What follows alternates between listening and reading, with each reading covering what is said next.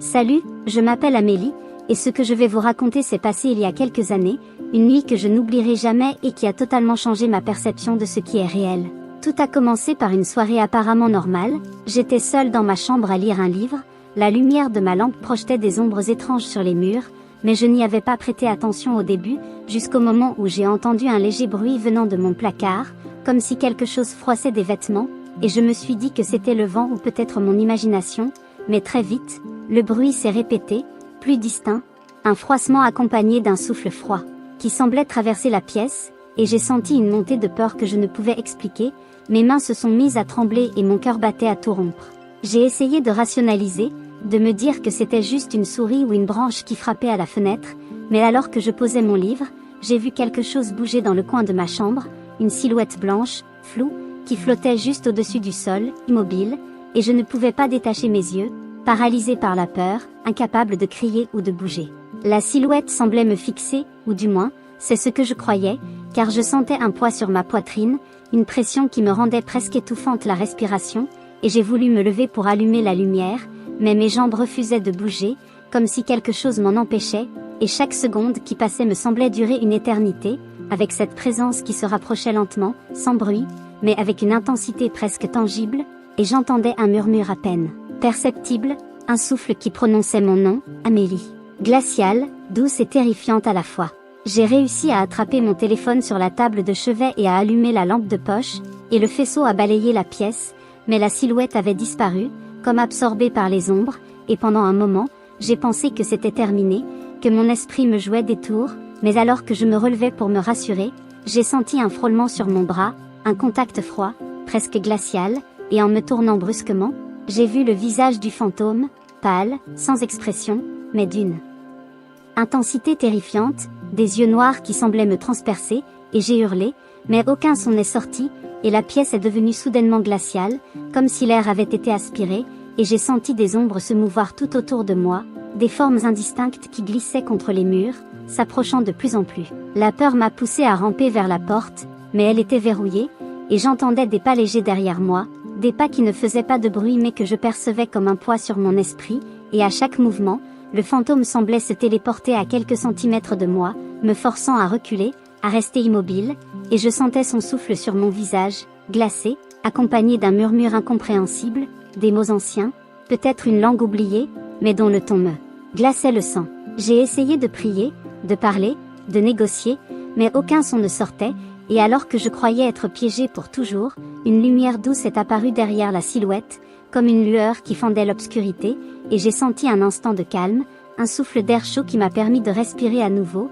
et le fantôme a reculé lentement, disparaissant dans un coin de ma chambre, me laissant seule avec mes battements de cœur affolés et mes mains tremblantes. Mais la nuit n'était pas finie, car j'ai commencé à remarquer des objets déplacés, des livres tombant des étagères sans raison, des ombres se glissant le long des murs, et parfois, des reflets dans le miroir où je voyais la silhouette derrière moi, ou juste à côté, immobile, m'observant, et j'ai compris que ce n'était pas seulement un événement unique, mais que cette entité semblait liée à ma chambre, à ma vie, une présence qui refusait de disparaître complètement, et chaque nuit suivante, j'entendais son souffle, ses murmures, parfois une voix qui imitait la mienne, me parlant comme pour me confondre, me terroriser, et je ne savais jamais si je rêvais ou si c'était réel, jusqu'au moment où j'ai commencé à enregistrer des sons, à filmer la pièce, et à chaque fois, les images montraient des mouvements impossibles, des ombres qui n'avaient aucune source, des portes qui s'ouvraient seules, et parfois, un visage blanc apparaissait juste derrière moi, fixant la caméra,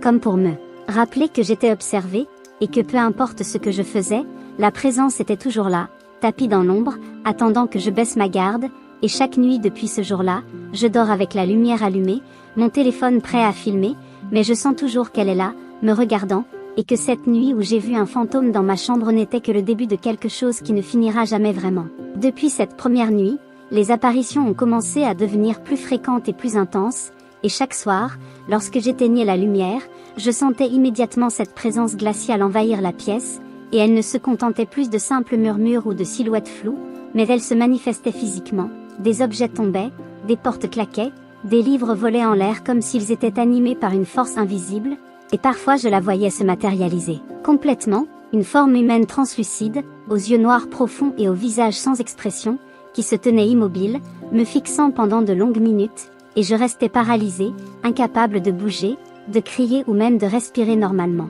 Une nuit, alors que je tentais de m'endormir malgré ma peur, j'ai senti quelque chose glisser sous mes draps, une main glaciale qui me touchait le bras, et quand j'ai allumé la lampe de chevet, il n'y avait rien, mais l'air était devenu tellement froid que ma respiration formait de la vapeur, et j'entendais ce souffle derrière moi, près de mon oreille, répétant mon nom de façon sinistre, Amélie, Amélie. Et j'ai compris que cette entité ne cherchait pas seulement à me terroriser, mais à me communiquer quelque chose que je ne pouvais pas comprendre. Les jours suivants, je ne pouvais plus dormir seule, je voyais des ombres se glisser le long des murs même en plein jour, les reflets dans le miroir étaient déformés, parfois avec le visage du fantôme apparaissant derrière moi alors que personne n'était là, et chaque son, chaque craquement me faisait sursauter, m'obligeant à vivre dans un état constant de tension et de paranoïa, jusqu'à ce que je commence à ressentir une présence dans d'autres pièces de la maison, comme si elle suivait chacun de mes mouvements, et que rien n'était jamais à l'abri de son observation. Une nuit particulièrement terrifiante, j'ai été réveillée par un bruit étrange venant du grenier,